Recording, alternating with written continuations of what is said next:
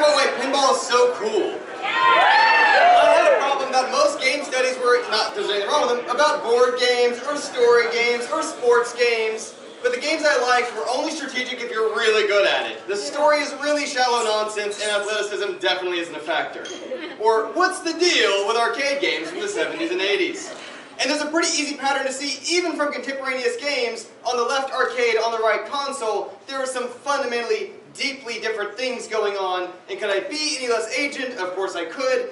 Modern, indie, casual, all that stuff still uses arcade style because it works for short play times and it works for low resources, while console is super double down on what console is all about. Which is no excuse, totally explains why casual games kicked off with basically a pinball variant. But they're games that are made for replay. They reuse the space. They're brutal. You're meant to lose usually in minutes. There's no winning end state. Goal is the high score. Skill extends your play per cost. And there's flashing lights, loud spectacle, kind of a casino type thing going on. In old pinball machines, the electronics were so basic it didn't even reuse the ball. Each ball was a life. You spent these into a little hopper. It's actually an inversion of what we had for multiple Defender ships, Space Invaders, Pac-Man, Joust Birds, etc. And I love this question because from the marketing world of pinball, they're like, hey, am I the ball? Is that like my avatar? Am I like sliding up the ramp and like going down the loop-de-loop? And am I even Pac-Man? Aren't I here? And that's Pac-Man. When I drain them, they pop another on the hopper because like, let's just throw another Pac-Man in there. In fact, Pac-Man's creator loved pinball, wanted to make pinball games. Namco Japan didn't make pinball games. Before Pac-Man, he made GB, which had pinball bumpers mixed in with Breakout. Atari is also a pinball game company for a while. Ed Boon, Mortal Kombat, he was a pinball guy. Eugene Jarvis, Joust Defender. Lots of these creators were originally pinball people doing the same stuff. The games are so fast you had to use whitewood prototyping, where before you paint yourself in a corner, you would play it, drill holes, move stuff. Play it, drill holes, move stuff, which is still the way I frankly design mechanics-oriented games. They're meant to be played in public, so you have to help the player save face in front of all their cool friends. Which Bowler explains as the I meant to do that or near-miss effect, where you design it so mistakes can be smoothly played off. You fire at this, you're going to hit an alien, you're like, yeah, I'm good. And so that's why in pinball game design, they would pick every angle off the flippers and make it do something interesting. And as the electronics got better, we take all the angles, and you can really see in the CAD drawings, that's where they all go.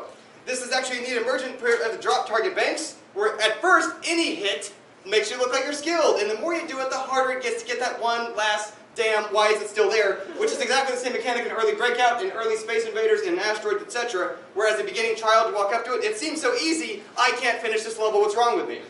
Rollover lanes were an easy mechanism to make sure the player explored the full play space, went all around the back loops, went through all the different lanes, and all it did was just measure, did you go there? Motivates the player to explore, but it's the same thing Mario's got coins for, Sonic's got rings for, geocaches, synchronization completing, and again, our pinball fan Toru Otani with his pinball pellets, or his Pac-Man pellets. Pinball's an oldie, but goodie. We're talking hundreds of years old, so this is part of the Bagatelle. It's an early spring-loaded launcher. This is an Abraham Lincoln editorial cartoon of when he was doing a Parlor Bagatelle variant, which of course itself evolved off of pool and billiards, which evolved off lawn garden. That's another talk for another day. It became irrelevant to us during the Great Depression because nobody had any money. You couldn't even pay a carnival barker enough to sit there and take your money and hand you the ball and tell you how to play the game and keep you from cheating. But somebody decided, wait, if we can automate that, then it's all pure profit. We're not paying someone to sit there and do that. And sure enough, that's what happens. You pay the carnival barker, it keeps you from cheating.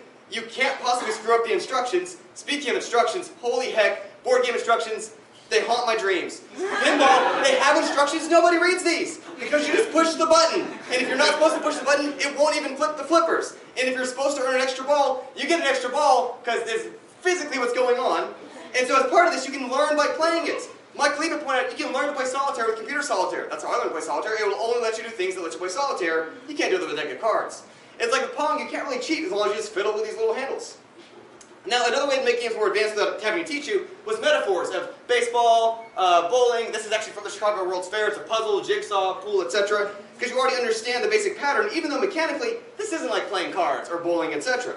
And I like that because this is not tennis, right? This is using your knowledge of tennis to understand what to expect. This is not basketball. We know that's not basketball. But let's get real, too, for a moment. That's not pinball. It's not. Sorry.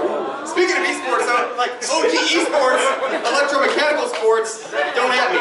Buttons were a real game changer because suddenly anybody could play, right? We're talking rolling in the quarters, nickels at the time, whatever. You no longer had to be massive and strong and tall, or spend your entire life being coached on how to swing a bat slightly better or punch slightly better. Every time you push the button, it just does the thing perfect every single time. Allows you to focus on the timing aspect rather than even the dexterity required to hit a T-ball. And there's also a slight timing aspect to how long you hold it down, but that's kind of a whole other deep subject. Cutscenes, respect where we were little mechanical toys in the machines. Same kind of stuff we saw of dancing people in early arcade games, and Pac-Man.